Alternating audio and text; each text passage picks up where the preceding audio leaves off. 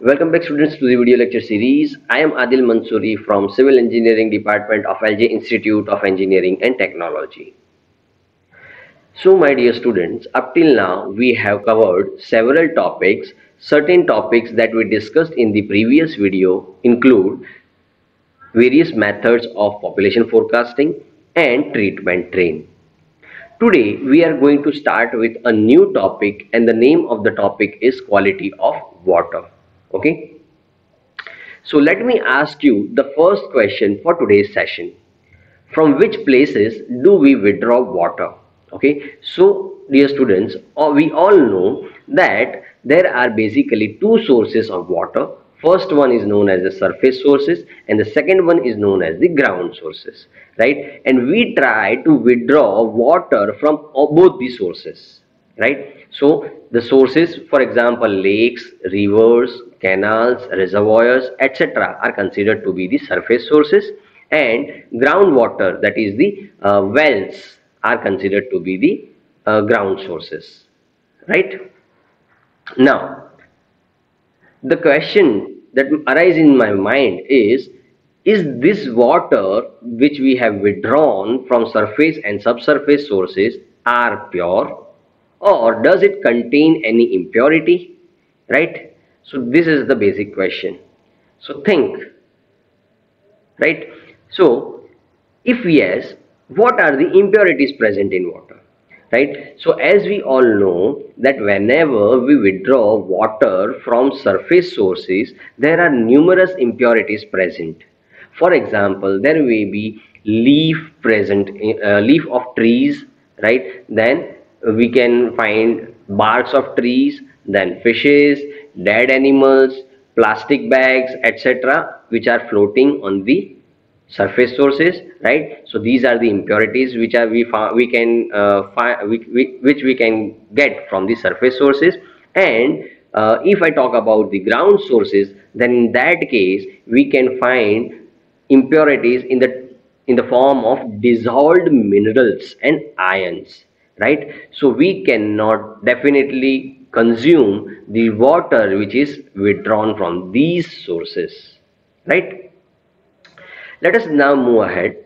Let us have a look at the characteristic properties of natural water in hydrologic cycle, right? So this is a table which shows water from different sources. For example, first one is the sea water, right? Then what sea water contains is the different kinds of salts, right? Then talking about precipitation, then in that case precipitation, when it falls on the surface of the earth, it carries gases, vapors, particulate matters, salts nuclei, radioactive fallouts, etc.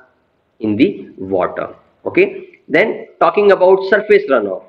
So when the precipitation has occurred and when it will flow on the surface of the earth as a runoff, it will accumulate sand particles, that is particulate matters, organic matters, nitrate, phosphates and biocides, right? Then talking about groundwater and springs, then it will contain H2S, that is hydrogen sulfide, carbonates, chlorides and sulfates of calcium and magnesium as well as iron. Okay. Then if I talk about lake water, then it will contain algae, which you are very well aware of, right? And if algae will be present, then there will be definitely odor and taste will be present. Okay. Then there is a swamp water, right? It contains odor, taste and color. So swamp is an area of low lying, right, where cultivation is not done. Fine. So there will be water which will be accumulated in the swamp. And next is river water.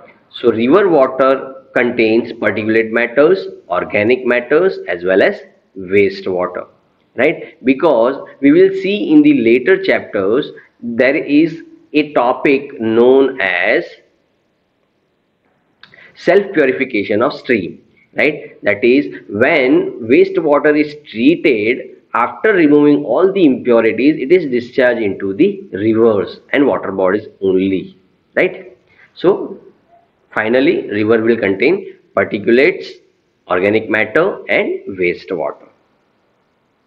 Let us now move ahead and talk about potable water, which is also known as wholesome water. So, the water which is suitable for drinking is known as potable water, right? And the potable water should have certain qualities. Let us have a look at it one by one. So, the first one is it should be odorless and colorless, right? Then it should be free from suspended solids and turbidity, right? Then it should be free from toxic substances. It should be free from pathogenic organisms, and it should be moderately soft, right? Then it should be aesthetically pleasant, cool and fresh, right? Okay.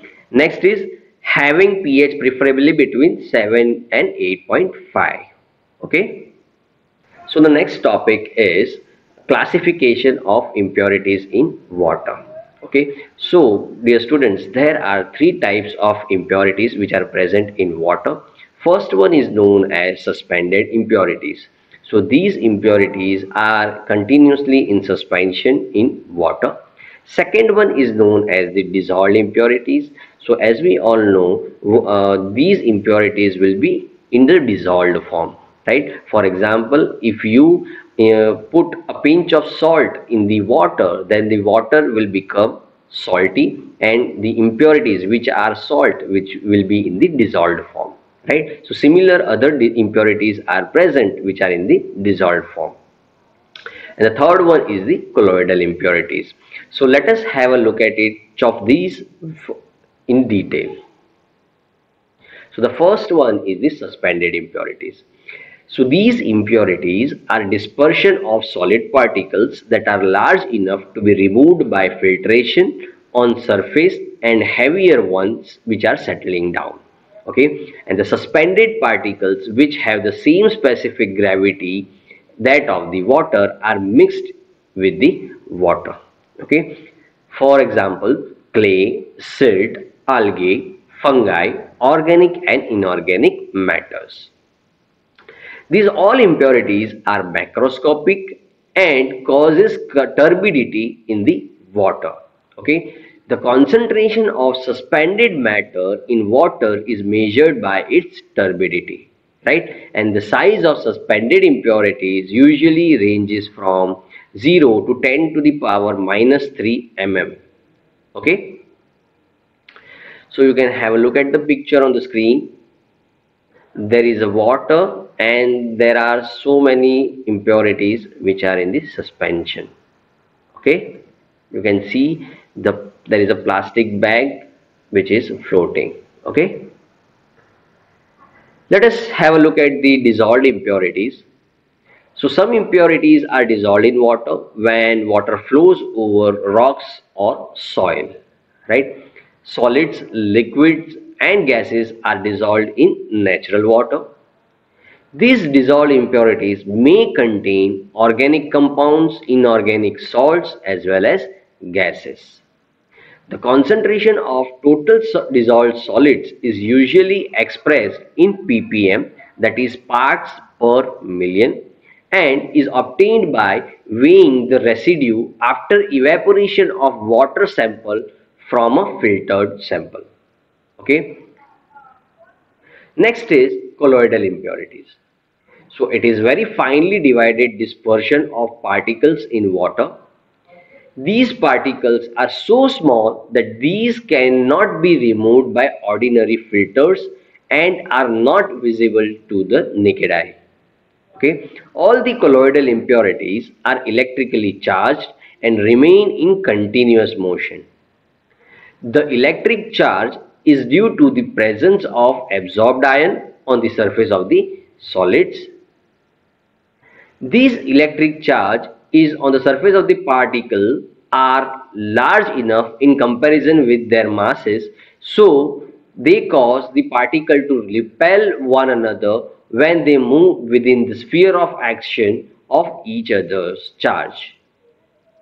Most of the color of water is due to colloidal impurities, and their quantity is determined by color test. The size of colloidal particles is between 1 micron to 1 millimicron. Let us have a look at the characteristics of drinking water. The definition of water quality depends on its intended use. The water quality determines its use, that is whether it is to be used for various industries or irrigation purpose or power generation purpose or even recreation. Okay, now depending on the intended use of water, certain quality criteria are established, and based on these criteria quality standards are specified by health and other regulating agencies. So let us move ahead. So the next topic is the water quality parameters. So there are various parameters which are used to assess the quality of water, right? So basically there are three parameters. First one is known as the physical parameters, second one is known as the chemical parameters, and the third one is known as the biological parameters. Now, the agencies which play an important role in specifying the norms of various effluent to be discharged in the water bodies, as well as what should be the permissible limit of different kinds of impurities present in water, are four. Okay, first one is the ISI, that is Indian Standard Institute. Second one, WHO, that is World Health Organization. Third one is ICMR, that is Indian Council of Medical Research. And the last one is known as the USPHS, that is United States Public Health Services. Okay, so let us have a look at different parameters. So the physical parameters include turbidity, color, odor and taste, suspended solids, temperature. Talking about the chemical parameters, it includes TDS, that is total dissolved solids, pH, that is power of hydrogen, acidity, alkalinity, hardness, chlorides, fluorides, metals, and organic matter. Okay, so these are the different chemical impurities which are present in water. So we have to remove those impurities or bring it to within a certain permissible limits. Okay, and the third one is the biological parameters, which includes E. coli test for most probable number. Okay, so my dear students, that's all for today's video. We will discuss in detail each of these parameters, that is physical, chemical and biological parameters, in the next videos.